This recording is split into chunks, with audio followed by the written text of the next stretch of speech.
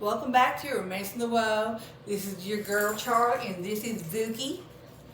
And we're going to do our book is going to be Monster's Bride, Part 1, and Part 2 of Reverse Harem, Monster Romance by Elizabeth Dunlap. Hit it! Grab yourself a book, turn the lights down low. It's time, everybody, for Romance in the Woah. Monster's Bride by Elizabeth Dunlap is a story of Cressida. Now, Cressida is coming out of an abusive relationship with her ex, Stephen, and she's kind of hiding away from the world. She's this very curvy girl. She's really beautiful with long red hair, but she doesn't see herself that way because Stephen kind of verbally abused her, and he was really just horrible to her. So she only has her best friend Mel, and she has a chinchilla named August. Excuse me. So Mel convinces her to go on a blind date. So she goes out this blind date with this guy named Ed, and he's horrible to her. And he actually ends up leaving her with the bill for the restaurant. And he gives her a fake phone number. So he dumps her there. She has to pay the bill. So she's mad. So she ends up texting it. And she's like, you're a jerk, blah, blah. Well, what happens is, of course, Ed's number is Bastian's number. And what follows this beautiful story, between Bastian and Cressida. And he's very sweet with her. He's non-judgmental. And the thing that Cressida does for a living is she takes photographs, right? So the wonderful thing that Elizabeth Dunlap does in this book, in both books, is that she shows text message between the both of them. And she actually does this thing with the photography where like Cressida will send a picture of herself to Bastian and her chinchilla August, and it's really neat the way she does this. I've never seen anyone else do this, but she does it later on in part 2 when it comes back Bastian and his two friends. Now, Cressida has low self-esteem, like I said, but Bastian's very, when she starts seeing the pictures, he's like, you're very beautiful. He's very complimentary. He never puts her down. He doesn't judge her. He's always trying to say to her, encouraging things because he thinks she's really talented with her photo work and everything. He says, you have a great talent and everything. So what happens is, over time, they become like friends through their text messages.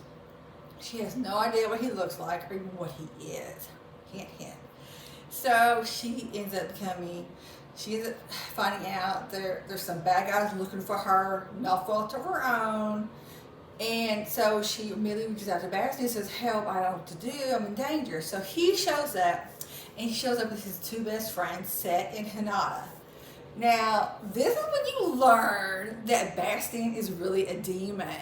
And so is Set and Hinata, and they're both different types of demons from the underworld, because of course the world doesn't know about that, but you find out there's other creatures on the planet and whatever. And this whole new world is kind of opened up to the reader. And Elizabeth Dunlap is really good by describing, the demons and the underworld.